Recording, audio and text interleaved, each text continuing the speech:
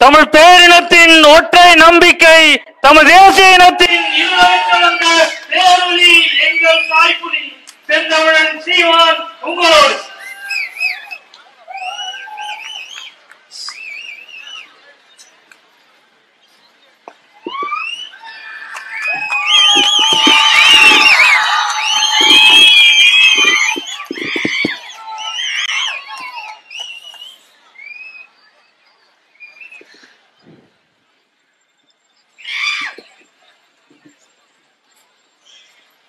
பேரன்பு கொண்டு நாங்கள் பெரிதும் நேசிக்கின்ற என் தாய் தமிழ் உறவுகளே, நாளைய என் தமிழ் சமூகத்தை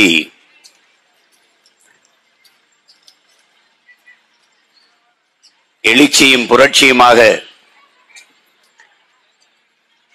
ஒரு வலிமைமிக்க வளமைமிக்க தமிழ் சமூகமாக மாற்றி படைக்க காத்திருக்கிற இளைய தலைமுறை புரட்சியாளர்களே,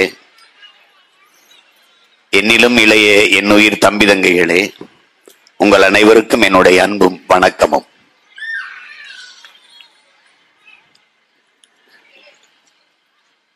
உலகில் எந்த நாட்டிலும் இல்லாத ஒரு இழிநிலை நம் சொந்த நாட்டில் நிலவுகிறது. அரசியல் என்பது ஒரு கேலி கூத்தாக, ஒரு திருவிழா போல நடத்தப்படுகிறது. தொட்டதுக்கெல்லாம் அமெரிக்காவை சான்று சொல்வார்கள், மாதிரி சொல்வார்கள் இவர்கள். ஆனால் இன்று ஜோ பைடனும் ட்ரம்பும் மோதுகிறார்கள் அமெரிக்க தேர்தலில். ரெண்டு பேரும் ஒரே இடத்திலிருந்து விவாதிக்கிறார். அவர் ஒரு கருத்தை சொல்கிறார், இவர் ஒரு கருத்தை சொல்கிறார். மக்கள் கேட்டுக்கொண்டிருக்கிறார்கள். எந்த கருத்து சரியா இருக்கோ, யார் வந்தால் நல்லா இருக்கும் நினைக்கிறார்களோ அவங்களுக்கு வாக்கு செலுத்துகிறார்கள். ஆனா நாம் அந்த நாட்டை சர்வாதிகார நாடு என்றுதான் உலகத்தில் எல்லோரும் சொல்கிறார். அது சர்வாதிகார நாடு என்றால் இதற்கு பெயர் என்ன? ஒரு நேர்மையாளன் சர்வாதிகாரியாத்தான் இருக்க முடியும் என்கிறார் இறை என்பவர். இங்கே நடக்கிறது சர்வாதிகார ஆட்சி அல்ல, இது கொடுங்கோன்மை. சர்வாதிகாரத்திற்கும் கொடுங்கோன்மைக்கும் நிறைய வேறுபாடுகள் இருக்கிறது. இங்கே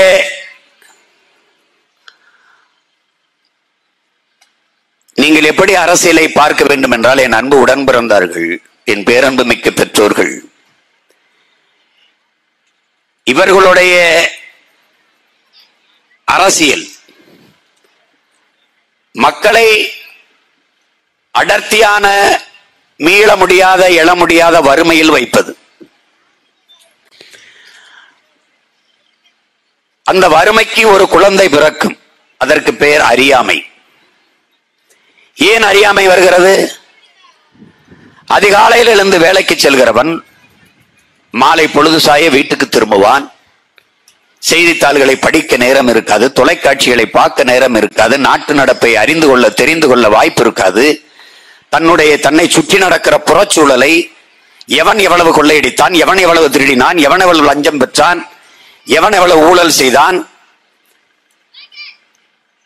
எங்கே நமது வளங்கள் களவு போகிறது, மலையை வெட்டி யார் ஏற்றினால், மண்ணல்லி யார் வித்தது, எதுவுமே தெரியாது. அதை கவனிக்க நேரமில்லை. காரணம் வறுமை, பசி. உழைத்தால்தான் உணவு என்கிற ஏழ்மை வறுமை நிலையில் நிற்கிற என் இன மக்கள் தங்களை சுற்றி என்ன நடக்கிறது என்பதை அறிய முடியாத அறியாமை. இந்த வறுமைக்கும் அறியாமைக்கும் ஒரு குழந்தை பிறக்கிறது என் உடன் பிறந்தவர்களே. அதற்கு பெயர் மறதி. வறுமை, அறியாமை, மறதி, இது மூன்றும் இந்த அரசியல் தலைவர்களுக்கு முதலீடாக இருக்கிறது. இங்கே பேசிய என் தம்பி துரைமுருகன் கூட அன்று அப்படி சொன்னார்கள், இன்று இப்படி செய்கிறார்கள். என் பங்காளி வடிவேல் சொன்ன மாதிரி, அது வேறவாய், இது நாரவாய். இந்த கதையாக, எப்பா நீ நேத்து ஒண்ணு சொன்னியப்பா, இன்னைக்கு ஒண்ணு சொல்லுகிறியே என்று. சாதிய வேறுபாடுகள் கூடாது என்று திருமண விழாவில் பேசுவார்கள். ஐயா கலைஞர் அவர்களே பேசியிருக்கிறார்கள். சாதிய வேறுபாடுகள் கூடாது என்று. மாலை பொதுக்கூட்டத்தில், காலை திருமண விழாவில் பேசுவார், மாலை பொதுக்கூட்டத்தில் நான் தான் இந்த சாதிக்கு, உங்க சாதிக்கு இவ்வளவு இடஒதுக்கீடு கொடுத்தேன், நான் தான் உங்கள் சாதிக்கு இவ்வளவு இடஒதுக்கீடு கொடுத்தேன் என்று பேசுவார்கள். சாதி வாரியாக இந்த விக்கிரவாண்டி தொகுதியில் எந்த சாதிக்கு அதிக ஓட்டு அந்த சாதி வேட்பாளருக்கு சீட்டு. இதுதான் இவர்களுடைய கோட்பாடு.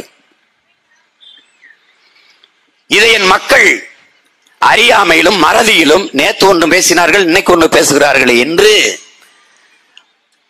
நினைவில் வைத்துக் கொள்ள முடியாத மறதி இருப்பதால் இவர்களுக்கு அது வசதியாகிறது. இதை இந்த அரசியல் தலைவர்கள் முதலீடாக வைத்து 60 ஆண்டுகளுக்கு மேலாக அரசியல் செய்து விட்டார்கள். பிறகு இவர்கள் அரசியல் கோட்பாடு என்ன?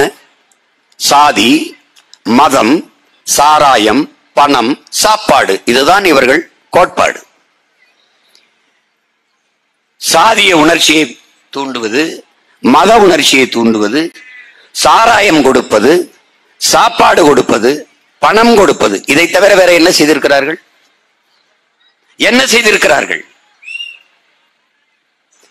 இதுவரை 60 ஆண்டுகள் ஆட்சியில் இந்த ஆட்சியாளர்கள் நிறைவேற்றிய திட்டங்கள் சலுகை, போனஸ், மானியம், இலவசம். இதை தவிர வேற ஏதாவது திட்டங்கள், மக்கள் நலன் சார்ந்த திட்டங்கள் எதுவும் இல்லை, எதுவுமே கிடையாது. எந்த உரிமை உனக்கு இருக்கிறது? இந்த நிலத்தில் இந்த மண்ணின் மகன் என்று நீ பெருமையோடு சொல்லிக்கொள்ள உனக்கு என்ன உரிமை இருக்கிறது? உனக்கென்று என்ன இருக்கிறது? உனக்கென்று என்ன இருக்கிறது? ஒண்ணுமில்லை. தெருவுக்கு 2 டாஸ்மார்க் இருக்கு, திரையரங்குகள் இருக்கு, புதிதாக படங்கள் வருது. குடிப்பாய், மயக்கத்தில் படம் பாப்பாய், திருப்பி வருவாய், மதுப்போதை, திரைக்கவர்ச்சி, இதிலேயே மூழ்கி சிந்திக்கிற திறனற்று போனாய், உழைக்கிற உடல் வலிமையற்று போனாய். நீ உழைப்பில் இருந்து வெளியேறினாய். அந்த வேலைக்கான தேவை அப்படி இருக்கிறது. வட இந்தியர்கள் வந்து நிறைத்து விட்டார்கள். 1.5 கோடி பேர் இங்கே இறங்கி இங்கே வாக்குரிமை பெற்று குடும்பத்தை பெற்று குடியேறி விட்டார்கள். ஏற்கனவே உன் நிலத்தை நீ பிறமொழியாளர்களிடத்தில் பறிகொடுத்து விட்டு சொந்த நிலத்தில் உரிமை இழந்து அடிமையாக நிற்கிறாய். உனக்கென்ற அரசியல் வலிமை கிடையாது, அரசியல் அதிகாரமும் கிடையாது. உன்னால் இன்றும் மனு கொடுக்க முடியும், போராட முடியும், ஆர்ப்பாட்டம் செய்ய முடியும், எது ஒன்றையும் தீர்மானிக்க முடியாது, எந்த உன் பிரச்சனைக்கும் தீர்வு காண முடியாது. ஏனென்றால் உனக்கென்று தலைவர்கள் கிடையாது, உனக்கென்று அதிகாரம் கிடையாது. அதை நன்கு விளங்கிக்கணும். முதலில் என் அன்பு தம்பி தங்கைகள், அரசியல் என்பதை நீங்கள் எப்படி பார்க்கிறீர்கள்? இவர்கள் செய்கிறதா? வாக்குக்கு ஓட்டுக்கு காசு கொடுப்பது, வாழ்க ஒழிக கோஷம் போடுவது, தலைவர்களின் காலில் விழுவது, அவர்களுடைய படங்களை சட்டப்பையில் வைத்துக் கொள்வது, இதுவா? இதுவல்ல. அரசியல் என்பது ஒரு வாழ்வியல். உலகெங்கும் பல்வேறு ஒடுக்கப்பட்ட அடிமைப்படுத்தப்பட்ட தேசிய இனங்கள் அரசியல் புரட்சி செய்து உரிமை பெற்று விடுதலை பெற்று பெருமையோடு வாழ்கிறது. அவன் அரசியலை புரட்சிகர மாற்றினான், மக்கள் ஜனநாயக புரட்சியாக மாற்றி வென்றான். ஆனால் அப்படி இங்க இல்ல. உனக்கு கற்பிக்க ஆள் இல்லையா? கற்பித்தார்கள். புரட்சியாளர் அம்பேத்கரை விட உனக்கு அரசியல் கற்பிக்க ஒரு ஆசான் தேவையா? சொல்லு. ஒருவன் அடிமையாக இருக்கிறான் என்பதை உணர்த்தி விடு, பிறகு அவனே கிளர்ச்சி செய்து போராடுவான் என்கிறார். 13 வருஷமா 14 வருஷமா அதைத்தான் உன் அண்ணன் செய்கிறேன்.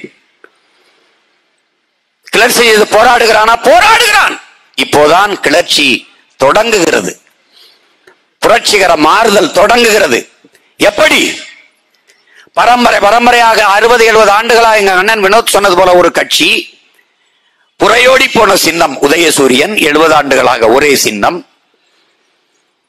பேரறிஞர் அண்ணா என்கிற பெருந்தகை தொடங்கியது. தந்தை பெரியாரிடம் இருந்து பிரிஞ்சு வந்து பல நூறு பெரும் மேதைகள் எல்லாம் தேர்ந்து திராவிட முன்னேற்ற கழகம் என்ற ஒரு பெரிய இயக்கத்தை தொடங்கி, அன்றைக்கு ஒரே கட்சி தான் காங்கிரஸ். அந்த கட்சிக்கு எதிர்த்து வடக்கு வாழ்கிறது தெற்கு தேய்கிறது என்றார்கள். பல்வேறு முழக்கங்களை முன்வைத்தார்கள். மத்தியிலே கூட்டாட்சி, மாநிலத்திலே தன்னாட்சி எல்லாம் பேசினார்கள்.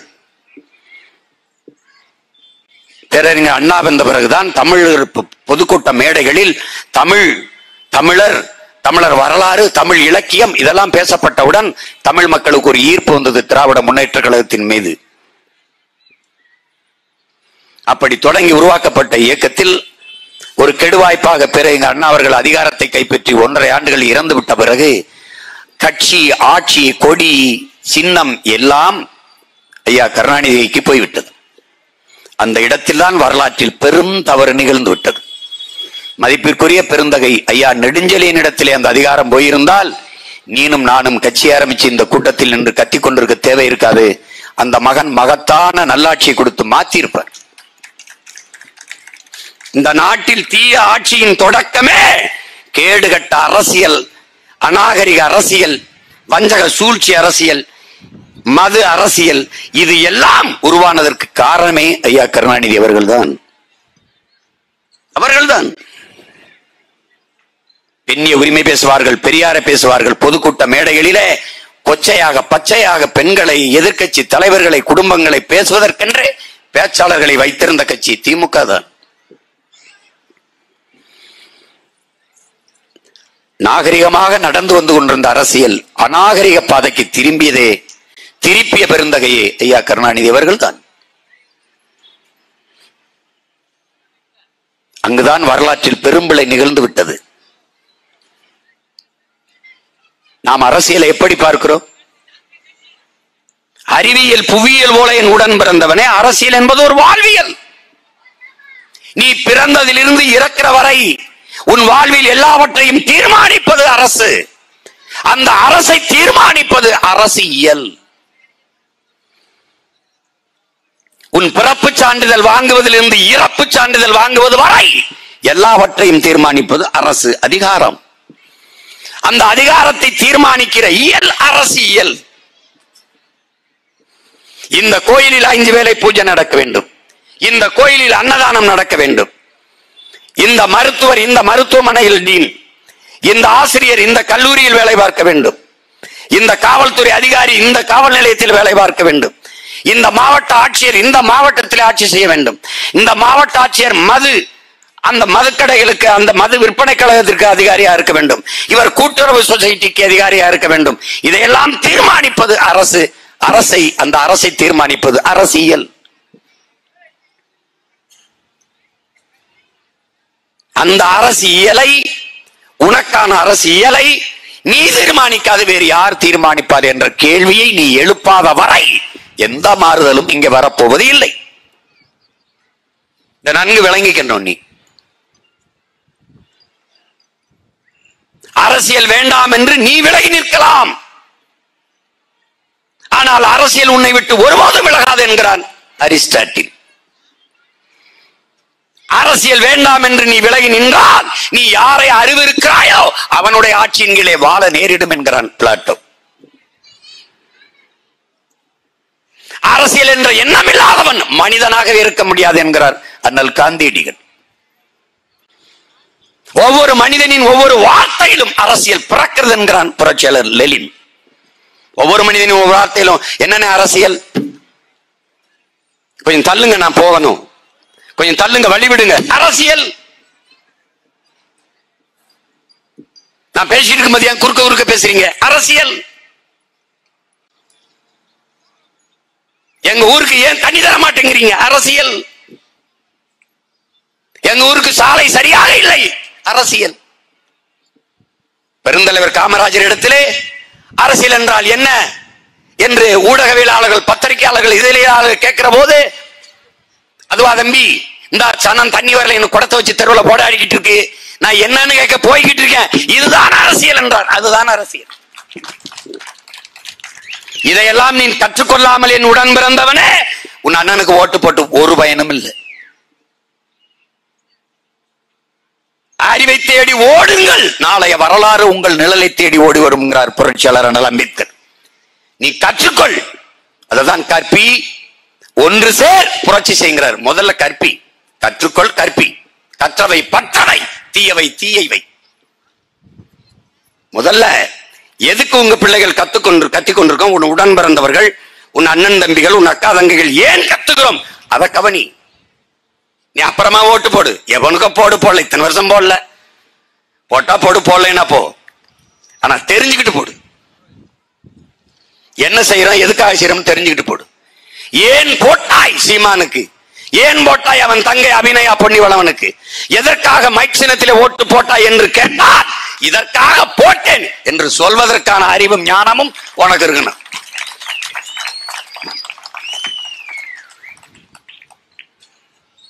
அது ரொம்ப முக்கியம்.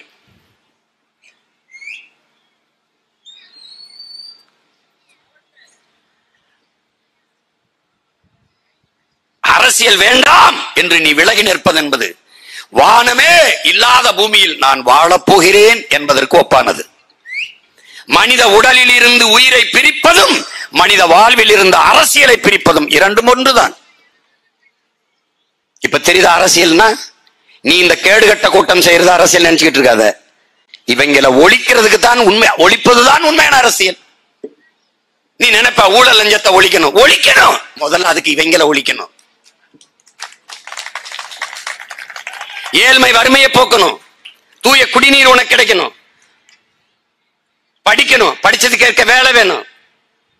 இவன் தருவார்களா? மாட்டார்கள், மாட்டார்கள். 13 ஆண்டுகளாக கத்துறேன் உன் அண்ணன். நான் ஆட்சிக்கு வந்து எப்படி ஆட்சி செய்வேன் என்று, நாம் தமிழர் கட்சி எப்படி அரசாளும் என்று 2016 தேர்தலில் ஒரு புத்தகம் வெளியிட்டேன். தேர்தல் அறிக்கை இல்ல, ஆட்சியின் செயல்பாட்டு வரைவு. மக்கள் அரசு .com ஒன்று இருக்கு, படித்த தம்பி தங்கைகள் தட்டி பாருங்க. கல்வியை எப்படி கொடுப்பேன், மருத்துவத்தை எப்படி கொடுப்போம், நீரை எப்படி தேக்குவோம். எங்க கோட்பாடு ரொம்ப பெரிதல்ல என் உடன் பிறந்தவர்களே. வயிறு, உயிர், முதல்ல நீர், வயிர், உயிர், அறிவு, பயன், வளர்ச்சி, இதான் எங்க கோட்பாடு. நீர்னா நீரின்றி அமையாது உலகு எனின் யார் யாருக்கும் வானின்றி அமையாது ஒழுக்கு. வள்ளுவ பெருமகனார். மண்ணில் என்ன தோன்றக்கூடும் மழை இல்லாத போது, மனிதனோ மிருகமோ தாய் இல்லாமல் ஏது. கவியரசு கண்ணதாசன்.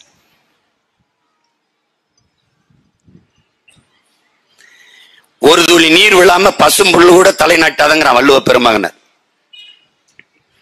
நல்லா கவனிச்சுக்கணும். நீ நீரின்றி அமையாத உலகு. நீரில் இருந்துதான் ஒரு செல் உயிரினம் அமீபா தோன்றி அதிலிருந்து தான் இவ்வளவு உயிரினங்கள் பரிணாமம் அடைஞ்சிருக்கு. நீர்ல தான் முதல் உயிரினம் தோன்றுச்சு. நீர் இல்லைன்னா ஒண்ணு இல்ல.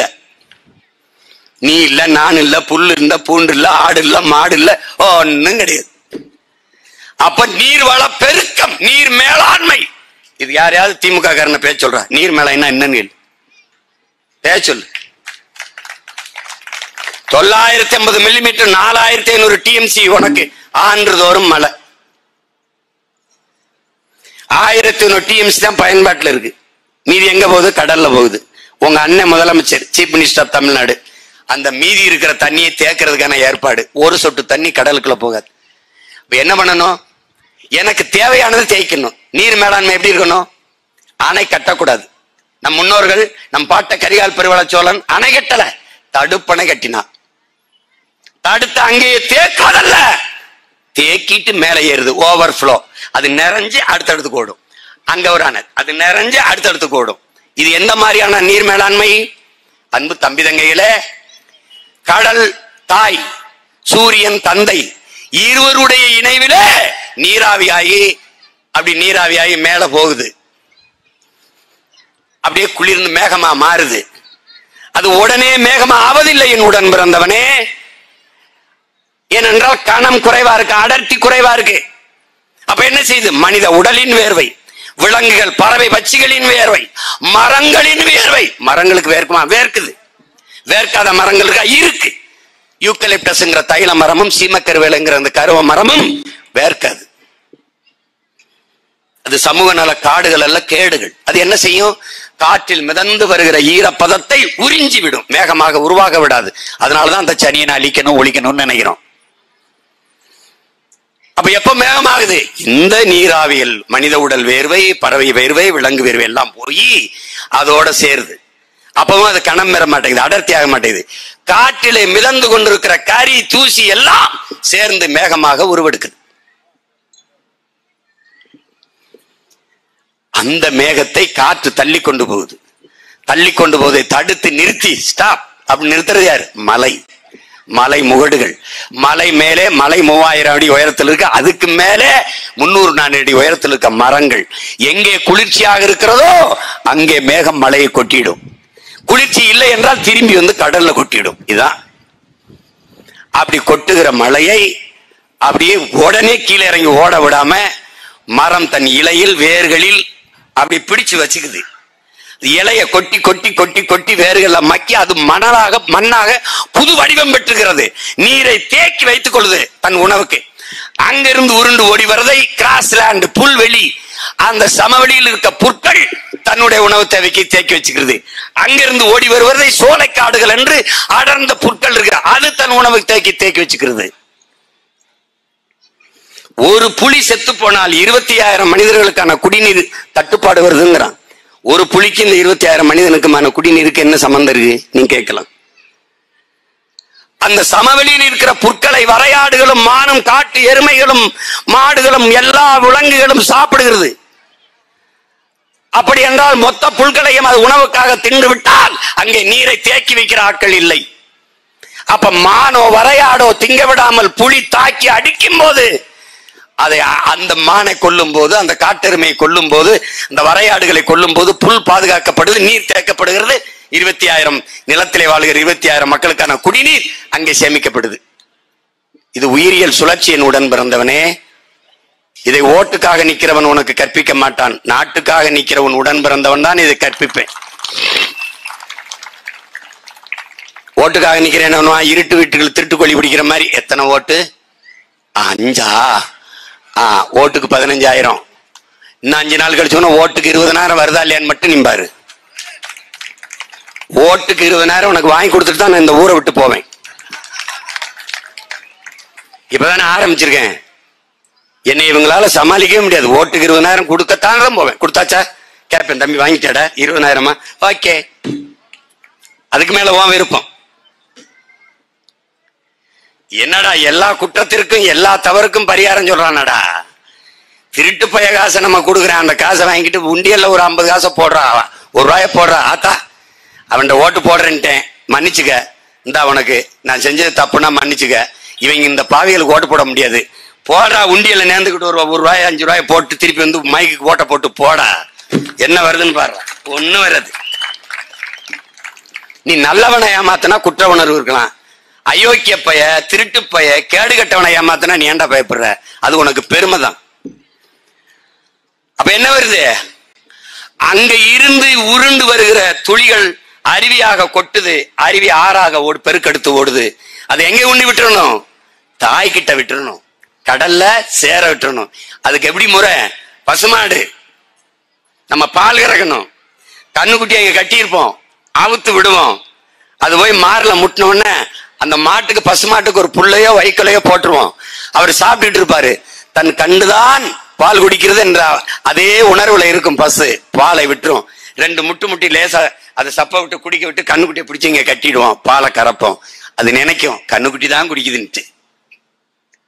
ஆனா நீ என்ன சொல்லுவ? பசு பால் தரும், காக்கை வடையை திருடி விட்டதும்ப. நீ தாண்டா பாலை திருடுற பரதேசி, நீ தான் பாலை திருடுற. அதுக்கு உனக்கு பால் கறக்கல, கண்ணுக்குட்டிக்கு தான். ஆனா நீ எடுத்துக்கிட்டு என்ன செய்யற? உனக்கு ஒரு மனச்சான்று இருக்கு, கடைசியா கொஞ்சம் வச்சுட்டு கண்ணுக்குட்டி அவுத்து விட்டுற. எப்படி? கண்ணுக்குட்டி அவுத்து விட்டுற, தாய்கிட்ட சேர விட்டுற. இதாண்டா நீர் மேலாண்மை. எப்படி பண்ணணும்? கடல்ல இருந்து தாயிலிருந்து வந்ததில்ல, உனக்கு தேவையானதை நீ எடுத்துக்கிட்டு திருப்பி தாயிடத்திலேயே அந்த ஆறை, அந்த நதியை சேர விட்டுறணும். இதான் உன் பண்டை தமிழ் முன்னோர்கள், உன் இன மூத்தோர்கள் செய்த மேலாண்மை. அதான் நம்ம பாட்டன் கரிகாலன் செஞ்சான். இப்ப நான் என்ன செய்யறேன்? உங்க அண்ணன் அதே இத இப்ப காவிரியில ஒரு அணைய போட்டான், அங்க முல்லை பெரியாற்றில் ஒரு அணைய போட்டான். அந்த இடத்தில் மட்டும்தான் நீர் தேங்கும், நிலத்தடி நீர் உயரும். மற்ற இடங்களில் நதி இறந்து போகும். அந்த ஆறை நம்பி இருக்கிற மற்ற உயிரினங்கள், ஆற்று கரையில் இருக்கிற புல்லு பூண்டு மரம் செடி கொடி எல்லாம், நத்தை நண்டு எல்லாம், புழுக்கள் பூச்சிகள் எல்லாம் செத்து போகும். அப்ப என்ன பண்ணணும்? ஓட விடணும். அப்ப என்ன செய்யணும்? நதி ஓடி வருது, அணைய கட்டாத படக்குன்னு திருப்பு, 200 ஏக்கர்ல ஏறி நிறைச்சுக்க, படக்குன்னு திருப்பு 3000 ஏக்கர்ல ஏறி நிறைச்சுக்க, படக்குன்னு திருப்பு 500 ஏக்கர்ல ஏறி கம்மா நிறைச்சுக்க. உனக்கு தேவையானதை எடுத்துக்கிட்டு கடைசியா கண்ணுக்குட்டி அவுத்து தாய்ப்பாசுகிட்ட விட்ட மாதிரி இந்த நதியை கொண்டு கடல்ல விட்டணும். இதுதான் நாம் கடைபிடிக்க வேண்டிய நீர் மேலாண்மை என்பதை அறிவார்ந்த தமிழ் சமூக மக்கள் புரிஞ்சுக்கணும். நீ என்ன பண்ற? கொழுப்படுத்து போய் எந்த நீர்த்தேக்கத்தையும் உருவாக்குறதுல, இருக்கிற நீர்த்தேக்கத்துல ஆக்கிரமிச்சு வீடை கட்டிவிட்டு எல்லாத்தையும் பண்ணிவிட்டு வித்துவிட்டு கூறு போட்டு பிளாட் ஆக்கிவிட்டு நீரின்றி அமையாது உலக என்று பாடிய வள்ளுவ பெருமகனா இருக்க ஏரிய தூத்துத்தான் இவங்க வள்ளுவர் கோட்டம் கட்டிருக்காங்க. ஏரியாவுக்கு பேர் என்னமா? லேக் ஏரியா. லேக் எங்கயா? அப்படிப்பட்ட மேதைகள்கிட்ட நீ நாட்டை கொடுத்துட்ட. அப்ப நீர்வள பெருக்கம், நீரை பெருக்கவன அடுத்த என்ன வேலை? பசி, வயிறுக்கு என்ன பண்ணுவ? வேளாண்மை செய்யணும். சோறுக்கு என்ன பண்ணணும்? வேளாண்மை செய்யணும். யார் செய்யறா? நீ வெக்கப்படுற. ஆதியில் நீ செய்ததே அந்த வேலைதான். முதல்ல ஆடு மாடு வளர்த்த, வேட்டையாடி சாப்பிட்ட, அப்புறம் ஆடு மாடு வளர்த்த, அப்புறம் வேளாண்மை செய்த. உனக்கு தெரியுமா? இவன் சொல்லுவான், கல் தோன்றி மண் தோன்றா காலத்தை வாளோடு முன்தோன்றிய மூத்த குடி முன்தோன்றிய மொழி தமிழ் அப்படின்னு பழம்பெருமே பேசிருக்காங்க. அது அப்படி இல்ல. கல் தோன்றிட்டது மலை, குறிஞ்சி நிலம் தோன்றிட்டது. ஏன் குறிஞ்சி? அங்கே குறிஞ்சி மலர்கள் மலர்வதாலே அந்த நிலத்திற்கு பெயர் நம் முன்னவர்கள் குறிஞ்சி திணை, குறிஞ்சி நிலம் என்று வைத்தார்கள். மலையும் மலை சார்ந்த இடமும். அங்கேயே மனிதர்கள் நாம் வாழத் தொடங்கிவிட்டோம். அங்கேயே தமிழ் தோன்றிட்டது. அங்கேயே வாழும் வேலும் ஏந்தி விட்டான் தமிழன்.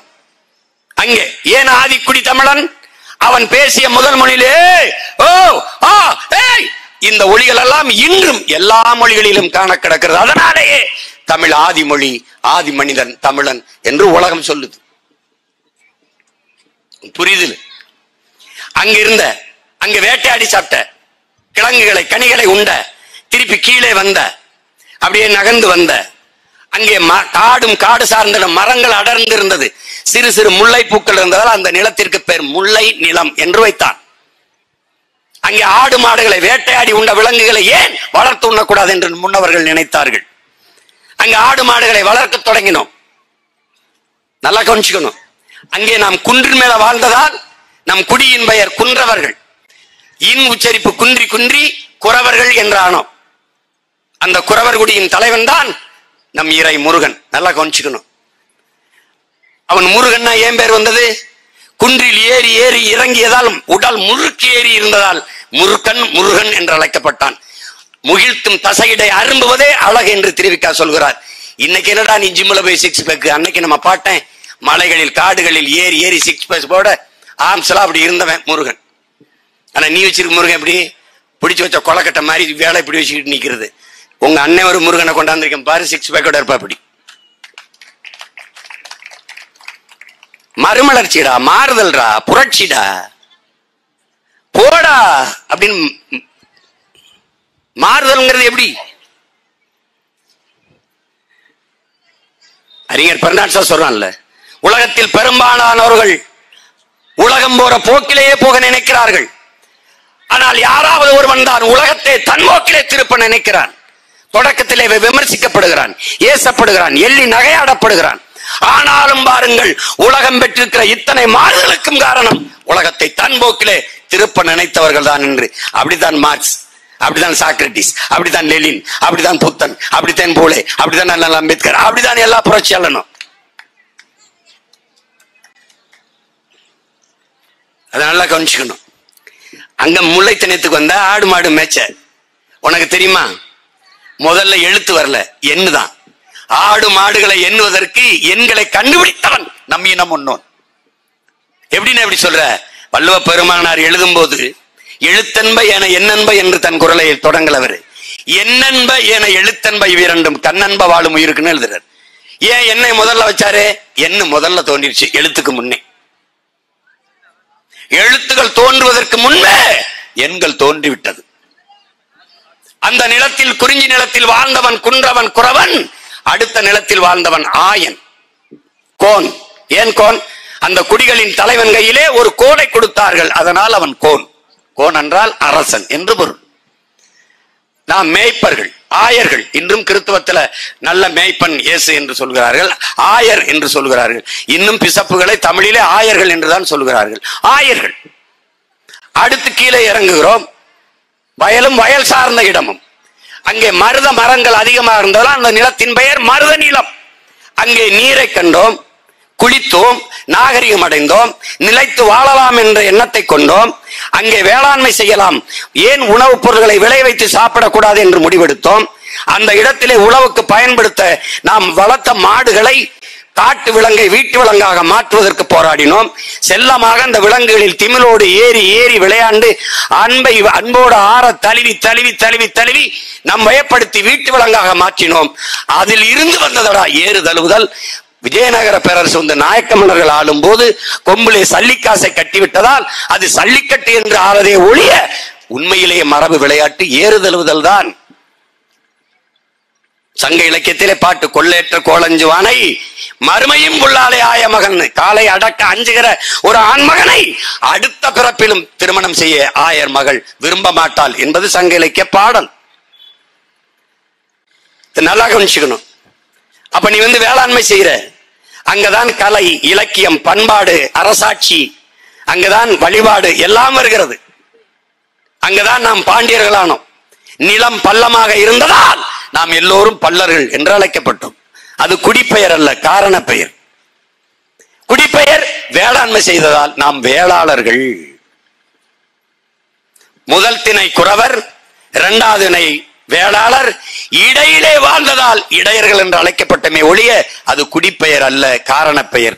இடைநிலத்தில் வாழ்ந்ததால் குடிப்பெயர் கோன் ஆயர் என்பது அறிவார்ந்த தமிழ் சமூக தம்பி தங்கைகள் புரிஞ்சுக்கணும். அதுக்கு கீழே வருகிறோம் கடல். கடலும் கடல் சார்ந்த இடமும். அங்கே மீன் பிடித்தோம், மீனவர்கள் என்று அழைக்கப்பட்டோம். அது காரண பெயர், குடிப்பெயர் அல்ல. குடிப்பெயர் என்ன? பரந்து கடற்பரப்பு இருந்ததால் அங்கு வாழ்ந்த நாம் பரதவர்கள் என்று அழைக்கப்பட்டோம். அதான் குடிப்பெயர். மீனை பிடிக்கிறதுனால நீ மீனவன்ட்ட, இந்த பாலை விற்கிறதுனால பால்காரங்கிறீல்ல, குப்பையல்னால குப்பைக்காரன் பண்ணி, குப்பையை மாடியிலிருந்து கொட்டின இந்த வெண்ண நல்லவர், குப்பையை அல்ல வந்தவர் குப்பைக்காரர். நீதான்டா குப்பைக்கார பைய, நீதான் குப்பையை போட்ட, நீதான் குப்பைக்கார பைய. காய்கறி விற்க வரவர் காய்கறிக்காரரு, பால் விற்க வரவர் பால்காரரு, தபால் கொடுக்க வர்றவர் தபால்காரரு, குப்பையை அல்ல வரவர் குப்பையக்காரரு, குப்பையை போட்டவர் பெரிய வெங்காயம். டேய் பைத்தியக்கார பையில, இதுதான் பசு பால் தரும், காக்கை படையை திருடி விட்டது. காக்கை திருடலடா, நீ தாண்டா பசு மாட்டு பாலை திருடின. வசதிக்கு சொல்லி வச்சுக்கிறதா. இப்ப என்ன புரியுது? என்னை கண்டுபிடித்தவனே நம் முன்னவர்கள் தான். நல்லா கவனிச்சுக்க. நீ முதல்ல நீ ஒரு பெருமைக்கு வா, நீ யார் நம்ம தெரிஞ்ச ஒரு திமிருக்கு வா, அப்பதான் நிமிர்வ. இல்லைன்னா உதயநிதியை எல்லாம் தலைமை இருக்க தயாராவியா நீ? சொல்லு. அதை விட அதுல இருக்கிறவன் சொல்றான், இன்ப நிதியை அவன முதலமைச்சரா பார்த்துட்டு சாகணும்ன்றான். அதனால தேன்ல இருக்கானா செத்துட்டானான்னு தெரியல. கள கொடுமடா சாமி. டே உன் பாட்டன் அருண்மொழி சோழன் ஒருத்தர் தான், அவனுக்கு மகன் அரசேந்திரன் இருந்தான். உலகத்தில் பல நிலப்பரப்புகள் என்று 3வது பெரிய வல்லரசை நிறுவிய நம் பாட்டங்க, நம் இன முன்னோர்கள். 29 வருஷம் தான் நாட்டான் இருக்கேன், 29 ஆண்டு தான் இருக்கேன். அதுக்குள்ள இவ்வளவு சாதிச்சிருக்கேன். இந்திய கடல் இருக்குல்ல, லேக், அது சோழன் லேக்னு தான் வரலாற்றுல குறிப்பு இருக்கு. சும்மா கப்பல் ஓட்டி படகு விளையாடுற மாதிரி ஓடி கப்பல் ஓட்டி விளையாடி கொண்டிருந்தார்கள் குறிப்பு இருக்கு. அவனே 29 ஆண்டுகள் ஆண்டிருக்கான். ஆனா இவங்க 60 ஆண்டுகளா அவன் நாட்டுக்கு வீட்டுக்கு பட்டா போட்டு கொடுத்த மாதிரி இந்த நாட்டை வச்சுக்கிட்டு பண்ற சேட்டை. நீ ஒண்ணு இல்ல ராஜா, நீ உன் மதிப்பு மிக்க ஓட்டை நோட்டுக்கு விற்கிறாய், அந்த ஓட்டை வாங்கி அவன் நாட்டை விற்கிறான். நோட்டை வாங்கி கொண்டு நீ ஓட்டை விற்கிறாய், அந்த ஓட்டை வாங்கி கொண்டு அவன் நாட்டை விற்கிறான். That's all your honour. வேற என்ன இங்க இருக்கு? நீ தொடர்ந்து செய்து கொண்டிரு. உனக்கு சாராயம் குடிச்சால் செத்தா எரிக்க சுடுகாடு. பாத்துக்க, கருணாபுரத்துக்கு போ, கள்ளக்குறிச்சியை பாரு. நான் சொல்லும் போது நீ சிரிச்ச. சாதி மதம் வச்சிருக்க, வெட்டிட்டு குத்திட்டு செத்தா புதைக்க சுடுகாடு. அதுவும் பல சாதிக்கு இல்ல, ஒரு சில சாதிகளுக்கு தான் இருக்கு. கிடையாது. என்ன வச்சிருக்க? பேச்ச கேட்டு மல்லாக்க போய் படு, ஆழ்ந்து யோசி. நீ போயிருவ, உன் பிள்ளைக்கு என்ன விட்டுட்டு போற? இதே சாராய கடைய, இதே இந்த கொடுமையான ஆட்சியாளர்கள்ட்ட விட்டுட்டு போற. MBA MCOM BE படிச்சவன் ME படிச்சவன்லாம் வாட்ச்மேன் வேலைக்கு 400 பேர் விண்ணப்பிச்சிருக்காண்டா. வாயில் காவலர் வேலைக்கு ஒரே ஒரு முறை உங்க அண்ணன் ஆட்சியை கொடு, ஒரே ஒரு முறை. அவரவர் வாழ்விடத்திலேயே அரசு வேலையை தர்றனா இல்லைன்னு மட்டும் பார். நான் எத்தனை முறை சொல்றேன், நீ நம்ப மாட்டேங்கிற. படித்தவர் படிக்காதவர் அனைவருக்கும் அரசு வேலை. இனி படிக்காதவரை இல்லை என்ற நிலையை உருவாக்குவது எங்களின் அடுத்த வேலை. விக்கிரவாண்டி வேளாண்குடி மக்கள் நிறைந்திருக்கிற நிலம், இங்க போடுவோம் பண்ணைய, சேமிப்பு கிடங்க கட்டுவோம். என்ன வரும்? மண்ணாய்வு செய்வோம். என்ன வரும்? கரும்பு. போடா 2000 ஏக்கர்ல கரும்பு கட்டுற. அங்க தொழிற்சாலைய, கரும்புல இருந்து வெள்ளம் தயாரிக்கிற தொழிற்சாலை, நாட்டு சக்கரை, எத்தனால் பெட்ரோல் தயாரிக்கிறான் பிரேசில் கரும்பு சக்கையிலிருந்து. கரும்பு சக்கையிலிருந்து சாப்பிடுற தட்டு தயாரிக்கிற தொழிற்சாலை, கரும்புல இருந்து எத்தனை பெட்ரோல் தயாரிக்குது அந்த தொழிற்சாலை. 6.5 கிலோமீட்டர்ல போடுறா, அவன் வாழ்விடத்துல போடுறா. இந்த பெரிய கட்டடம் கட்டியா? சீட்ல கட்டிட முடியாது. இந்த இண்டஸ்ட்ரிய கட்டி வேலை செய்ய முடியாத? கரும்பை வெட்டி கரும்பை போட்டு ஆலையில காய்ச்சறதுக்கு எதுக்குடா எஜுகேஷன்? எதுக்குடா கல்வி? எத்தனை டன் வெள்ளம் காய்ச்சிருக்கு? எண்ணெய் அடுக்கத்தாண்டா படிச்சவன் தேவை. படிச்சவனுக்கு வேலை, படிக்காதவனுக்கு வேலை, அரசு வேலை, அவ்வளவுதானே. இதை செய்ய முடியாதா? கற்பனையில வச்சுட்டு பாருங்க சீமான். சாத்தியமில்லாத ஒன்றை சாத்தியப்படுத்துவதற்கு பேர் தாண்டா புரட்சி. நாங்கள் சாதாரணமானவர்கள், ஆனால் அசாதாரணமான ஒன்றை கனவு காண்பவர்கள் என்கிறான் சேகுவேர. நாங்கள் சாதாரணமானவர்கள், ஆனால் அசாதாரணமான ஒன்றை கனவு காண்பவர்கள்.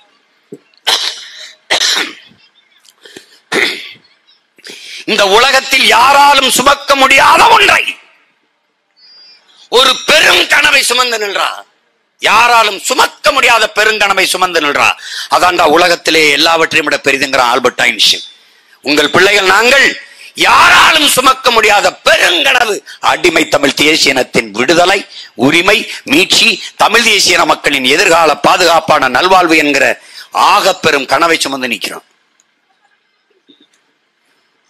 அதனாலதான் கோடி கனவு கொண்டோம் என் உறவுகளை, உடன் பிறந்தார்களே, அதை நிறைவேற்ற ஓடி வாருங்கள் என்று உங்களை இருகரம் குப்பி அழைக்கிறது காரணம் தான். என்னால செய்ய முடியாதுன்னு நினைக்கிறியா? எவ்வளவு வேலை இருக்குன்னு நினைக்கிறீ நீ? உலகம் இயற்கை உணவுக்கு திரும்புது, ஈடு கொடுக்க முடியல. நாட்டுக்கோழி வளர்க்க முடியல, டூப் பண்ணக்கோழி வளர்க்குறான். நாட்டுக்கோழி முட்டை சாப்பிட விரும்புறான். அப்ப இந்த கறி, இந்த முட்டைக்கோழி இருக்குல்ல, லகான் கோழி, அந்த முட்டையை கொண்டு காப்பி தண்ணியில முக்கி இந்த நாட்டுக்கோழி நேரத்துக்கு கொண்டு வர துடிக்கிறான். ஏமாத்துறான். நீ படிச்சிருக்கில்ல, விதை வச்சிருக்கியா? நீ உன் பாரம்பரிய மாடு ஒன்ட்ட இருக்கா? உன் பாரம்பரிய விதைகள் இருக்கா? நீ நெல் விதை வச்சிருக்கியா? கத்தரி தக்காளி விதை வச்சிருக்கியா? வெண்டைக்காய் சுரக்காய் பூசணிக்காய் விதை வச்சிருக்கியா? உன் விதை இருக்கா? இல்ல.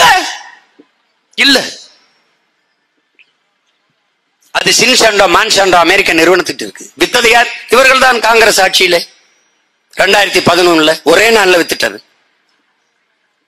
ராத்தேலால் ரிச்சாரியா நெல் ஆராய்ச்சி நிறுவனர், 85 வயசு பெரியவர், 22,970க்கும் மேற்பட்ட நெல் வகைகளை சேமிச்சு வச்சிருந்தார். ஒரே நாள்ல எடுத்து கொடுத்துருச்சு சின்சாண்டோ நிறுவனத்துக்கு இந்தியா. 2 பேர் தான் இந்தியாவில் அழுதார்கள், ஐயோ எல்லாம் போச்சுன்னு. ஒன்னு ராத்தேலால் ரிச்சாரியா, இன்னொன்னு எங்க அப்பா நம்மாழ்வார். 2 பேர் தான். இவனுக்கு எதை பத்தி கவலை இருக்கு? மஞ்சள் உன்ட்ட விளையுதுலடா, மஞ்சளுக்கு ரைட்ஸ் வச்சிருக்க, பேட்டன் ரைட்ஸ், காப்புரிமை நீ வச்சிருக்க? இல்ல. மஞ்சள் ஏதாவது நீ மருந்து கண்டுபிடிக்க முடியும்னு நினைக்கிற? இல்ல. வேப்ப மரத்தையும் வித்துட்டான். அந்த காப்புரிமையை வேற ஜெர்மனுக்கு கொடுத்துட்டான். இங்க இருந்து ஒரு மகன், நம்ம தகப்பன் நம்மாழ்வார், அந்த கான்ஃபரன்ஸ், அந்த மாநாடு நடக்கிற இடத்துல போய் நின்று வேப்பங்குச்சி வச்சு பல்லு விளக்கிட்டு இருக்காரு. What is this? ஒருத்தன் கேட்கிறான். Brushing, teeth brushing. Paste inside the brush. யாரு? வேப்பங்குச்சிகளே இருக்குன்றாரு, இன்சைடு த பிரஸ். அப்ப தர்க்க வரும்போது சொல்றாரு, உன் பிரஸ் கீழே போடு, என் பிரஸையும் கீழே போடுறேன், அதுல ஏதாவது ஈ எறும்பு உட்காருதான் பாரு, என் பிரஸை கீழே போடுறேன், ஈ எறும்பு வந்து உட்காரும். அவர் தர்க்கம் பண்றாரு, டே உங்களுக்கு மேரியம்மா மாதிரி எங்களுக்கு மாரியம்மாடா, எங்களுக்கு இதாண்டா எல்லாம், நாங்க அம்மை தான் வந்தா எங்க வீட்டு வாசல்ல கட்டுவோம்டா, அது எங்களுக்கு தெய்வம்டா, எங்ககிட்ட கொடுங்கடான்னு சண்டை போட்டு வாதிட்டு அந்த காப்புரிமை ஜெர்மனுக்கு போகாம திருப்பி பெற்று வந்த ஒரு தகப்பன் இருக்கான்னா நம்ம அப்ப நம்மாழ்வார் தான். இவனுக்காவது இதுமா ஏதாவது ஒரு அக்கறை இருக்கு அவங்களுக்கு?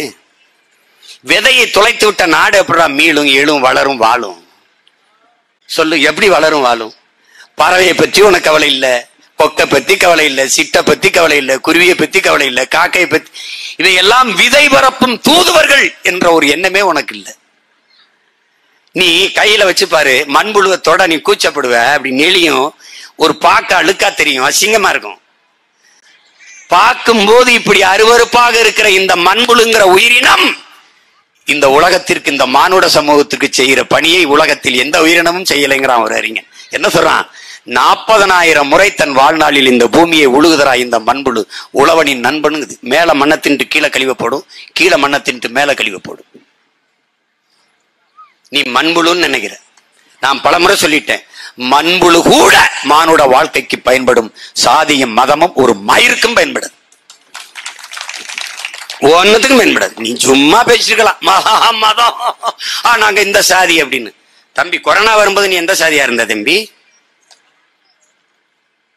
எந்த மதமா இருந்த? தேவாலயம், பள்ளிவாச, கோயில் எல்லாம் பூட்டி பூட்டி எங்க போய் படுத்தான்னு தெரியலையே ராஜா, எங்க போய் படுத்த? கண்ணுக்கு தெரியாத ஒரு நுண்ணுயிரி உங்களை எச்சரிச்சது நீங்க அறிவில்லை உங்களுக்கு. அப்பவும் நீங்க சுதாரிக்கல. உன்கிட்ட காசு இருந்துச்சு, நீ அலைபேசியில அழைச்ச, மச்சா எங்க ஜவுளி கடை இருக்கு போய் நல்ல உடை எடுத்துட்டு வரலாம் நீ நினைக்கல. எங்க கார் ஷோரூமுக்கு நல்ல வேலை இருந்த காரை வாங்கிட்டு வரலாம் நீ நினைக்கல. எங்க நகைக்கடை திறந்திருக்கு போய் நகை வாங்கிட்டு வரலாம் நீ நினைக்கல. எங்க மளிகை கடை திறந்திருக்குன்னு கேட்ட. நீ எது இல்லாமலும் வாழ முடியும். அலைபேசி, தொலைக்காட்சி, காரு, டிவி, பிரிட்ஜ், ஏசி, எது இல்லாமலும் வாழ முடியும். நீரும் சோறும் இல்லை என்றால் வாழ முடியாது, செத்து போவாய். அதை தருவதற்கு இருப்பவன் வேளாண் குடிமக்கள், விவசாயி தான் என்பதை அறிவார்ந்த தமிழ் சமூக தம்பி தங்கைகள் புரியணும். தம்பி, நீ சந்திரனுக்கு சந்திராயனை அனுப்பலாம், அனுப்புகிற சயின்டிஸ்டுக்கு சாப்பாடை என் ஆத்தாலும் அப்பனும் தான் அனுப்பணும். விண்வெளியில் பறக்க விடலாம் விஞ்ஞானி, விஞ்ஞானிக்கு சோரை விவசாயி தான் அனுப்பணும். இந்த அடிப்படையை நீ கற்றுக்கொண்டால் அண்ணன் பேசுகிற அரசியல் உனக்கு புரியும். இவர்கள் உன்னை ஏமாற்ற நினைப்பார்கள், நாங்கள் எல்லாவற்றையும் அதிலிருந்து மாற்ற நினைக்கிறோம். பணம் இருந்தா அரசியல் செய்யலாம்னா பணக்காரன் தானடா அதிகாரத்துக்கு வருவான். அடித்தட்டு ஏழை எளிய மக்கள் எப்படா வர முடியும்? இந்த மாதிரி ஒரு மகள் என்னைக்கிட அதிகாரத்துக்கு வர்றது? என்னைக்கு வர்றது? பணம் இருப்பவன் தான் அரசியல் செய்ய முடியுங்கிற நிலையை ஒழிக்கணும். மக்களுக்கு தூய உள்ளத்தோடு சேவை செய்ய வேண்டும் என்கிற மனம் இருக்கவனும் அரசியல் செய்ய முடியும் என்கிற நிலையை உருவாக்கணும். அதுதான் மாற்று, அதான் புரட்சி. நீ என்ன புரட்சினா ஏதோ நினைச்சுக்கிட்டு இருக்காத, ஏதோ நினைச்சுக்கிட்டு இருக்காத. ஒவ்வொரு மனிதனும் அன்றாடம் தன் கைகளால் நிகழ்த்தப்படக்கூடிய நிஜம்தான் புரட்சி. தாடி முடியுமா இருக்குல்ல, பார்க்க அசிங்கமா இருக்குல்ல. அழகு நிலையத்தில் சலூன் கடைக்குள்ள போனா ஒருத்தன் வெட்டி கிட்டி தாடி எடுத்து அழகுபடுத்தி அனுப்புறான்ல, செயல் புரட்சி செய்தவன் புரட்சியாளன். பெருங்கால நடக்க முடியல, சுடுது இல்ல, கல்லு முள்ளும் குத்துது இல்ல, செருப்பு தேவைப்படுது இல்ல, செருப்பை தைத்து தருகிற செயல் புரட்சி என்றால் தைத்து தருகிறவன் புரட்சியாளன். நல்லா புரிஞ்சுக்கணும். நீ பசியோடு உன்னால இருக்க முடியல, சோறு தேவைப்படுது, சாப்பாடு தேவைப்படுது. அப்ப அந்த உணவுப் பொருளை விளைவித்து தருகிற செயல் புரட்சி, விளைவித்து தருகிற ஒவ்வொரு உழவனும் புரட்சியாளன் என்பதை நீ நினைவில் வைத்துக் கொள்ளணும். உனக்கு நடக்க பாதை இல்லை, கொளுத்துகிற வெயிலில் காய்ந்து கொண்டு வேர்வை உடலங்கும் ஓடி உப்பாக பூக்க, காலெல்லாம் பெருவெடிப்பு வெடிக்க, அவன் கடும்பாறையை உடைத்து நீ நடக்க பாதை செய்து தருகிறானே, செயல் புரட்சி செய்து தருவன் புரட்சியாளன். அப்படின்னா நீ நாள்தோறும் எத்தனை எப்படிப்பட்ட புரட்சியாளன் நீ கடந்து செல்றவர். நீ மூக்க பிடித்துக் கொண்டுகிற குப்பையை, உன் கழிவை மூழ்கி ஒருத்தன் எடுத்து சுத்தம் செய்கிறான் பார், அந்த செயல் புரட்சி செய்கிற ஒருவரும் புரட்சியாளன். நீ அவனை மதிக்க வேணாம், மிதிக்காமையாது. அப்படி பார்த்தா நீ பல்லாயிரக்கணக்கான புரட்சியாளரை நாள்தோறும் கடந்து போகிறாய். இதை நல்லா கவனிச்சுக்கணும். புரட்சினா நீ என்னமோ நினைச்சிட்டு இருக்க. அவன் சொல்றான்ல, ஒவ்வொரு மனிதனின் காலுக்கு அடியிலே காய்ந்த சருகாக கிடக்கிறது புரட்சி. புரட்சி ஒவ்வொரு மனிதனின் காலடிக்கு கீழே காய்ந்த சருகுகளாக கிடக்கிறது. ஒரு தீக்குச்சியின் உரசலுக்காக காத்துக்கொண்டு, ஒரு தீக்குச்சியின் உரசலுக்காக காத்துக்கொண்டிருக்கடா புரட்சி. உன் காலடிக்கு கீழே காய்ந்த சருகாக கொளுத்தி போடா, எரியட்டும்டா. விக்கிரவாண்டி தேர்தல்ல ஒரு ஓட்டு கொளுத்தி போடு, மைக் சின்னத்துல போடு, எரியும் பற்றி புரட்சி. திமுக ஜெயிச்சா, அந்நியூர் சிவா ஜெயிச்சா ஒரு செய்தி, தட்சால், அவ்வளவுதான். அதை வெற்றி என்று எப்படி அவன் கொண்டாட முடியும்? வாக்கை பெறுவது வெற்றி, வாக்கை வாங்குவது வெற்றி அல்ல, பர்ச்சேஸ். ஆனால் புரட்சிகர மாறுதல் வர முடியும். எப்படி வர முடியும்? எளிய மக்கள், அதிகாரமற்ற பிள்ளைகள், பெரும் பெரும் பண முதலீடு இல்லை, ஊடகங்கள் ஆதரவில்லை. ஒரு எளிய மகள், அவளுக்கு எந்த அரசியல் பின்புலம் இல்லை, படித்த மகள், எல்லாவற்றையும் விட்டுவிட்டு இந்த மண்ணுக்கு மக்களுக்கும் செய்ய வேண்டும் என்ற எளிய மகளை, ஒரு பெண் மகளை விக்கிரவாண்டி மக்கள் ஆதரித்து இத்தனை கூட்டணி கட்சிகளுக்கு இடையிலே ஒரு தனியாக நின்ற ஒரு கட்சியில் ஒரு பெண்ணை தேர்வு செய்து வெல்ல வைத்து விட்டார்கள் என்றால் இந்திய அரசியல் வரலாற்றில் மாபெரும் புரட்சி. உலக அரங்கிலே எல்லா நாடுகளும் திரும்பி பார்க்கும். புரட்சிக்கான தொடக்கம் உலகெங்கிலும் இப்படிதான் நடந்திருக்கு, இப்படிதான் நடந்திருக்கு. படித்த தம்பி தங்கைகளே, சமைக்கா என்கிற நாடு உலக வரைபடத்தில் எங்க இருக்கு? யாருக்கு தெரியும்? காட்டு பார்க்கலாம். ஆனா உலகத்திலே சமைக்கா என்கிற ஒரு நாடு இருக்கிறது என்பதை ஒற்றை மகன், ஒரே மகன், உசைன் போல்ட்ங்கிற ஒரே மகன் ஓடி ஓடி ஓடி ஓடி ஓடி உலகத்தின் உயரத்திற்கு தன் தேசத்தை கொண்டு நிறுத்தினான். சமைக்கா என்றால் உசைன் போல்ட். அவனை மிஞ்சிய ஓட்டப்பந்த வீரன் இல்லை அப்படின்னு நிரூபிச்சான், ஒரே ஒருத்தன். அது மாதிரி நீ ஒரே ஒரு உறுப்பினர், என் தங்கையை நீ இந்த விக்கிரவாண்டி தேர்தலில் வெல்ல வச்சு அனுப்பு, உலகம் திரும்பி பார்க்குதா என்பது.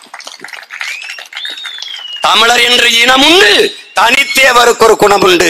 மானமும் உயிர், மானமும் வீரமும் அவருக்கு உயிர் என்று இந்த விக்கிரவாண்டி தேர்தலில் காட்டு. மானமும் வீரமும் அவனுக்கு உயிரிடா.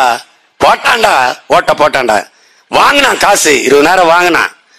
நோட்டை விட எனக்கு நாட்டை தாண்டா, நாடு தாண்டா எனக்கு முக்கியம், நாட்டின் நலம் தாண்டா முக்கியம் போட்டான்னு நீ போட்டு காட்டு, ஒரு தடவை காட்டு. எங்களை போல பேரன்பு கொண்டு உங்களை காதலிக்க இனிமே எவனாவது பிறந்து வந்தாதான். எங்களை போல உங்களோடு பேரன்பு கொண்டு உங்களை நேசிச்சு நிற்கிற பிள்ளைகள் எவனுமே கிடையாது, எவனுமே கிடையாது. ஏன் இவ்வளவு அக்கறை? உங்களோடு பிறந்துட்டோம், உங்க வயிற்றிலிருந்து வந்துட்டோம், விட்டுட்டு போக முடியாது. நீங்க போடுங்க, போடாம போங்க, மறுபடியும் வருவோம், விடுங்க, மறுபடியும் வருவோம். ஏன்? எங்களுக்கு போடாம இருக்கிறது உங்க கடமைனா, உங்களுக்கு வேலை செய்யறது உங்களோடு நின்று உங்களுக்காக போராடுவது எங்க கடமை. அதை நாங்க தொடர்ந்து செய்வோம். அவன் சொல்றான்ல, ஆத்துக்குள்ள ஒரு தேல் விழுந்துருச்சு, ஒரு ஞானி அவர் என்ன பண்றாரு, இந்த தேலை எடுக்கிறாரு, கொட்டுது, கரையில விடுறாரு, மறுபடியும் தண்ணிக்குள்ள போகுது, தத்தளிக்குது, மறுபடியும் எடுத்து விடுறாரு, கொட்டுது, மறுபடியும் தண்ணிக்குள்ள போகுது, மறுபடியும் எடுத்து விடுறாரு, கொட்டுது. சிஷ்யன் கேட்கிறான், சீடன், குருவே, அதுதான் நீங்க தொடும்போதெல்லாம் கொட்டுது இல்ல, அப்புறம் எதுக்கு அதை பிடிச்சு பிடிச்சு கரையில விடுறீங்க? அதை அப்படியே விட்டுற வேண்டியதானே அப்படின்னு. கொட்டுவது என்பது அதன் இயல்பு, எடுத்து கரையில பாதுகாப்பா விடணுங்கிறது என் இயல்பு. அதனால போடுறதும் போடாது என் மக்களின் உரிமை உணர்வு. ஆனா அவர்களுக்காக போராடணுங்கிறது என் பிறவி கடன். அதனால நான் செஞ்சிருவேன், நாங்க செஞ்சிருவோம், என் தம்பி தங்கைகள் செஞ்சிருவோம். இத்தனை தேர்தல்ல என்னைக்கு என்ன வெல்ல வச்சிருக்கீங்க? ஒண்ணு இல்ல. ஆனா நான் ஒதுங்கி நின்ட்டேனா? வென்றால் அப்படியே பதவியில் இருப்பான், தோற்றால் விலகிடுவான் அப்படின்னா அது மாதிரி ஒரு கோழைத்தனம் உலகத்துல கிடையாது. அது மாதிரி ஒரு கோழைத்தனம் கிடையாது. தோல்வியில் தான் அதிக உற்சாகத்தை பெற்று அதிக வீரியமாக நாங்க வேலை செய்வோம். 8 விழுக்காட தொட்டிருக்கோமா, 16 ஆக்க நினைப்போம், 16 24 ஆக்க நினைப்போம், 24 44 ஆக்க நினைப்போம். அதான் எங்களுடைய கனவு, இலக்கு. இந்த நாட்டை எப்படி மாற்றி படைக்க வேண்டும் என்கிற கனவு எங்களுக்கு இருக்கு. அது எனக்கானதல்ல, என் முன்னவர்கள். இது பல ஆயிரம் ஆண்டுகளாக இனமுன்னவர்கள் தூக்கி சுமந்தது. அந்த கனவை எங்கள் உயிர் தலைவன் தூக்கி சுமந்தான், அவன் எங்களுக்கு கையளித்தான். கோட்பாடு கொள்கைகள் புதிதல்ல, புதிதல்ல. குடிதலி கோலோச்சு மாநில மன்னன், அடிதலி நிற்கும் உலகு. என்ன அர்த்தம்னா, ஒரு குழந்தை அழும்போது ஒரு தாய் எப்படி தன் குழந்தைக்கு, பெற்ற குழந்தைக்கு குறிப்பறிந்து சேவை செய்வாளோ, இந்த நேரம் என் பிள்ளைக்கு பசிக்கும் என்று பால் ஊட்டுவாளோ, இந்த நேரம் உறக்க வரும் என்று தொட்டிலில் தாளாட்டுவாளோ, எப்படி தாய் தன் குழந்தைக்கு குறிப்பறிந்து சேவை செய்வாளோ, அப்படி குடிகளின் தேவையிருந்து, நாட்டு மக்களின் தேவையிருந்து சேவை செய்கிற அமைச்சை, மன்னனை உலகம் போற்றி தொழும் என்கிறான் வள்ளுவ பெருமகனார். அப்படிப்பட்ட ஆட்சியை நான் செய்யணும்னு நினைக்கிறோம். முறை செய்து காப்பாற்றும் மன்னவன் மக்களுக்கு இறை என்று வைக்கப்படும். துணிவுடைமை, தூங்காமை, கல்வி, இவை மூன்றும் நீங்கா நிலநாள்பவர்க்கு. அஞ்சாமை, அறிவு, ஊக்கம், ஈகை, இன்னாங்கும் எஞ்சாமை வேந்தருக்கு அழகு. எல்லாமே பாடி வச்சுட்டு போயிட்டான். நாங்க புதுசா ஒரு கோட்பாடு, தத்துவம், கித்துவம்லாம் வகுத்துக்கிட்டு ஒன்னும் செய்ய வேண்டியதில்லை. அவன் சொன்னது செஞ்சா போதும். வேளாண்மையா, உழுதுண்டு வாழ்வாரை வாழ்வார், மற்றெல்லாம் தொழுதுண்டு பின் செல்பவர். சுழன்று மேற்பின்னது உலகம், அதனால் உழந்தும் உழவே தலை. இருந்தோம்பி இல்வாழ்வதெல்லாம் விருந்தோம்பி வேளாண்மை செய்தல் பொருட்டு. உழவினார் கைமடங்கின் இல்லை, விளைவதும் விட்டேம் என்பார்க்கும் நிலை. அப்படின்னா என்ன? எதுவுமே வேணாம். அம்மா வேணாம், அப்பா வேணாம், மனைவி வேணாம், மண்ணாசை வேணாம், பொன்னாசை வேணாம், மக்களாசை வேணாம், பற்றற்று போற்ற போட துறவி கூட உழவன் கைமடங்கி படுத்து விட்டால் வாழ முடியாதுங்கிறான். அதான் உழவினார் கைமடங்கின் இல்லை, விளைவதும் விட்டேம் என்பார்க்கு நிலைன்றான். உழுவார் உழுவார் உலகிற்காணி, அட்டாற்றாது எழுவாரை எல்லாம் பொறுத்துங்கிறான். அவன் தான்டா மையா, அவனை பிச்சுதான பூரா. நான் என்ன புதுசா தத்துவம் வகுத்துட்டு கோட்பாடை வகுத்துக்கிட்டுலாம் ஒன்றும் வேலை செய்ய வேண்டியதில்லை. இருக்கிறத செயல்படுத்தினா போதும். தமிழனுக்கு அறிவுக்கு பஞ்சமா? செயல்படுத்ததான் ஆளுக்கு பஞ்சம். இப்படி ஒரு 10 குரலை ஸ்டாலினையும் அந்நியூர் சிவாவையும் பேச சொல்லு, என் தங்கச்சியும் பேச சொல்றேன். எதையாவது ஒண்ணு பேச சொல்லு பார்ப்போம். தமிழர்னா யாரு, வரலாறுனா என்ன, திராவிடம்னா என்ன, ஏதாவது சொல்ல சொல்லு. கடைசிக்கு திராவிடம்னா கல்யாணம்னு. அன்னைக்கு ஒரு தம்பி பேசுறேன், எங்கடா போயிட்டா காணோம்னு. சும்மா திராவிடத்துக்கு போனேன். திராவிடத்துக்கு போனியா? திராவிடம்னா அதானே நண்பனுக்கு கல்யாணம். கல்யாணத்துக்கு போறதுக்கு திராவிடத்துக்கு அண்ணே, முதல்வர் ஸ்டாலின் சொல்லியிருக்காரு அண்ணே, திராவிடம் திராவிடம் என்று கேட்கிறார்களே அவர்களுக்கு சொல்லுவேன், இந்த கல்யாணம் தான் திராவிடம்னு. ஓ, இதுதான கல்யாணம் தான் திராவிடமா? என் பங்காளி வடிவேல் சொல்வார்ல, பாரதியாரா பாரதி ராசாவா, அவரே கன்ஃபியூஸ் ஆயிட்டாரா ஐயோ அப்படின்னு. அவங்களுக்கு என்னன்னே தெரியல. இவ்வளவு காலம் வண்டி ஓட்டிட்டாங்க, என்னன்னே தெரியல. அறிவார்ந்த தமிழ் சமூக மக்கள், என் தம்பி தங்கிகள், ஆழ்ந்து தெளிந்து நீங்க சிந்திச்சு இந்த தேர்தலை அணுகணும். வாக்கு என்பது ஜனநாயகத்தில் மக்களாட்சி தத்துவத்தை ஏற்றுக்கொண்டதில் வலிமை மிக்க ஆயுதம். அதை அநீதிக்கு எதிராக நீங்கள் ஏந்தணும். ஊழல் லஞ்சத்திற்கு எதிராக ஏந்தணும். ஊழல், லஞ்சம், பசி, பஞ்சம், கொலை, கொள்ளை, சாதிய இழிவு, தீண்டாமை, அடக்குமுறை, ஒடுக்குமுறை, மதுமத போதை, பெண்ணி அடிமைத்தனம், இது ஏதுமற்ற ஒரு தேசம் படைக்க நீங்கள் உங்கள் வலிமை மிக்க ஆயுதத்தை, வாக்கு என்கிற ஆயுதத்தை தூக்கணும். கல்வி, கல்விக்கேற்ற வேலை, வேலைக்கேற்ற சம்பளம், அதை கொண்டு வாழ்கிற பெருமை மிக்க வாழ்வு. 5க்கும் 10க்கும், அரிசிக்கு வேட்டிக்கும், 100க்கும் 1000க்கும் கையேந்தாத ஏழை வறுமை நிலையில் இல்லாது நம் மக்களை மீட்டெடுக்கணும். இலவசம்ங்கிற சொல்லை ஒழிக்கணும். அது தன்மான இழப்பு. இலவசம் பெற வேண்டிய ஏழ்மை வறுமை நிலையில்லாத நம் மக்களின் வாழ்க்கை தரத்தை உயர்த்தணும். எல்லாருக்கும் வேலை கொடுக்க முடியும். வேளாண்மையை முன்னிறுத்தி கட்டமைத்தால் வேலை இல்லை என்று எவரும் சொல்ல முடியாது. அண்ணன் சொல்றேன் பாரு, ஒரு பனை மரம், அடர்த்தியா பனை மரம் தொழிற்சாலை, பதநீர், கருப்பட்டி, பனங்கற்கண்டு, நல்லா கவனிச்சுக்க. பனை ஓலையிலிருந்து கொட்டான், பொட்டி, பாய், எல்லாம் பனை நாரிலிருந்து கட்டில், கயிறு, எல்லாமே தயாரிக்க முடியும். நொங்கு பதப்படுத்துறோம், பனங்கிழங்க பதப்படுத்துறோம். பனங்கிழங்கு மாவு, மைதா அதை விட சிறந்த மாவு. அதுல ரொட்டி சொல்லலாம், சப்பாத்தி சொல்லலாம், களி கிண்டி சாப்பிடலாம், எல்லாம் செய்யலாம். இதையெல்லாம் என் தலைவன் செய்து காட்டினார். பனம் பழத்திலிருந்து மிட்டாய் இல்ல, அந்த சாறை எடுத்து மிட்டாய் செய்து விற்கலாம். எவ்வளவோ செய்யலாம். தன் உடலிலே எல்லாவற்றையும் பயன்பாட்டுக்கு தருகிற ஒரு உயிர் இருக்கிறது என்றால் அது பனைதான். எல்லாவற்றையும் பயனுக்கு தரும். அங்க ஒரு தொழிற்சாலை, அது ஒன்னால செய்ய முடியாதா? இந்த சீமை சரக்கை ஒழிச்சிட்டு கல்லுக்கடையை திறந்து விட்டோன்னா அழகா இருக்கும் நாடு. எந்த பயலும் சொத்த வைக்க மாட்டான், குடிச்சிட்டு சாக மாட்டான். 2 லிட்டருக்கு மேல குடிக்கிற ஒரு ஆளை சொல்றா பார்ப்போம். ரொம்ப பெரிய மொடா குடியாரன் தான் 3 லிட்டர் குடிப்பான், அவ்வளவுதான் குடிப்பான். எப்படி சீமான்னு சொல்ற? பிறந்து வளர்ந்ததே அங்கே இருந்து தான். கல்லூரிக்கு போகும்போது கல்லு குடிச்சிட்டு போனவன பத்தியாடா? நான் தான். நான் மட்டும் இல்ல, எங்க அண்ணன் தம்பி எல்லாரும். இந்த எங்க அண்ணன் உட்கார்ந்து இருக்க, எங்க அண்ணன் இருக்கா? எங்கடா ரவிண்ணே? எங்க இருக்கிறது? உலகத்துல காலேஜ் கல்லூரி வாசல்ல கல்லுக்கடை வச்சு பார்த்திருக்கீங்களா? நானும் எங்க அண்ணன் படிச்ச கல்லூரியில தான் போவோம். வகுப்புக்கு ஒரு பதிவேட்டை கொடுப்போம், 2 பேர் வருவோம், 4-5 பேர் 10 பேர் நண்பர்கள் கல்ல குடிப்போம். நேர பரம்குடி போவோம், புரோட்டா திம்பம், படம் பார்ப்போம், திருப்பி வருவோம். மாலையில கபடி விளையாட போவோம். ஊருக்கு விளையாட போறது. மச்சான் நான் விளையாண்டு கொடுப்போம். என்னடா மச்சான் வேணும்? ஒன்னும் இல்ல மச்சான், கல்லு புரோட்டா படம் டிக்கெட்டு 10 ரூபா தான். அப்ப விளையாண்டு கொடுத்து ஜெயிச்சுட்டு பரிசை வாங்கிட்டு படத்துக்கு போவோம். இதே தான் வேலை. இப்ப என்ன படிச்சுப்போம்? நல்லா தான் படிச்சோம். அப்ப கல் உணவின் ஒரு பகுதி, இதவர்களால் திறந்து விட முடியாது. எனக்கு நாட்டு மக்களின் நலன் தான் முக்கியம், வேளாண்குடி மக்களின் நலன் தான் முக்கியம். பனை பயன்பாட்டுக்கு இல்லாதனால 100 ஆண்டு கால பனை, 100 ஆண்டுகளை தாண்டிய பனை 100 ரூபாய்க்கு விற்கப்படுது. அதை செங்கல் காலவாக்கி வெட்டி ஏத்துறான். பனை என்பது நமக்கு பயன்படாது. நாம் நட்டு வச்சா என் பிள்ளைகளுக்கு தான் பயன்படும், என் சந்ததி தான் பயன்படும். மற்ற எல்லா மரங்களும் நாமளே பயனை அனுபவிக்க முடியும், பனை அனுபவிக்க முடியாது. அதனால உங்கள் பிள்ளைகள் பல கோடி பனை திட்டம், 10 ஆண்டு பசுமை திட்டம் என்கிற திட்டத்தை கொண்டு வர போறோம். மரம் நடுதல் வளர்த்தலை மக்கள் இயக்கமா மாற்ற போறோம். என் பள்ளி பிள்ளைகள், என் கல்லூரி என் பிள்ளைகள் 10 மரக்கன்றுகளை நட்டு வளர்த்து விட்டால் 10 மதிப்பெண்கள் கூடுதலா போடணும். Practical mark.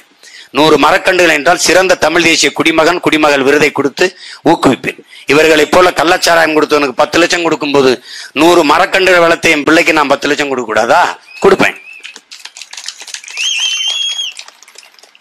கிளீன் இந்தியா கொண்டு வந்த மோடி போல நான் கிரீன் இந்தியா மாதிரி கிரீன் பசுமை தமிழகம் கொண்டு வந்து நான் நட்டு வளர்த்து பச்சை போர்வையால் என் தாயகத்தை போர்த்துறானா இல்லையான்னு. அதெல்லாம் என்ன இருக்கணும்? அன்பு இருக்கணும், மண்ணை நேசிக்கணும். இது மண்ணல்ல என் தாயின் மடி என்கிற புரிதல் இருக்கணும். இது பூமி அல்ல என் சாமி, இது நிலம் அல்ல என் தாய் என்கிற எண்ணம் வந்ததுன்னா நீ நேசிப்ப. அதை புரிந்து கொண்டு என் அன்பு தம்பி தங்கிகள், அறிவார்ந்த எனது பெற்றோர்கள்,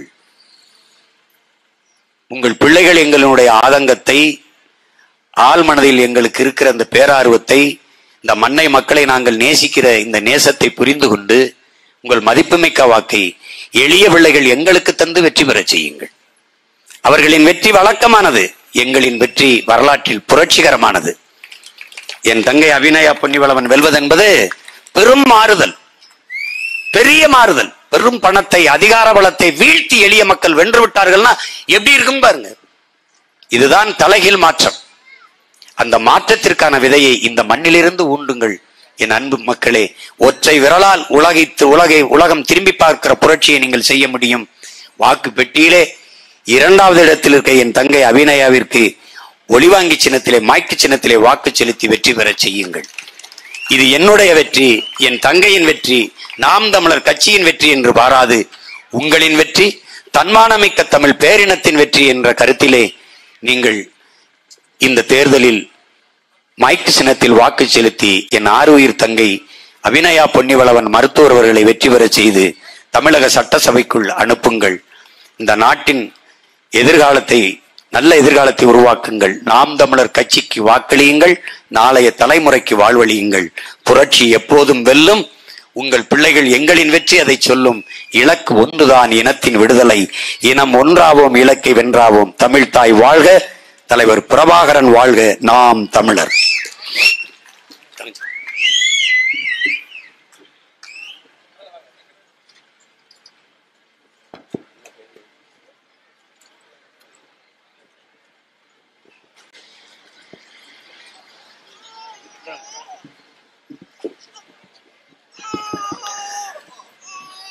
செல்ல மகளுக்கு நம்முடைய பாலை நிலத்தின் தெய்வமாக இருக்கிற நம்முடைய காளி கொற்றவை என்கிற பெயரை வைக்கிறேன்.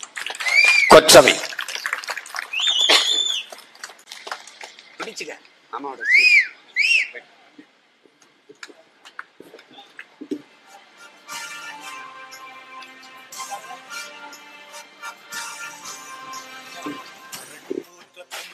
கட்சியில் இணைவதற்கான படிவம் மேடை அருகே வழங்கப்பட்டுக் கொண்டிருக்கிறது. கட்சியில் இணைய விரும்பும் உறவுகள் படிவத்தை பெற்றுக்கொண்டு உங்களை கட்சியில் இணைத்துக் கொள்ளலாம்.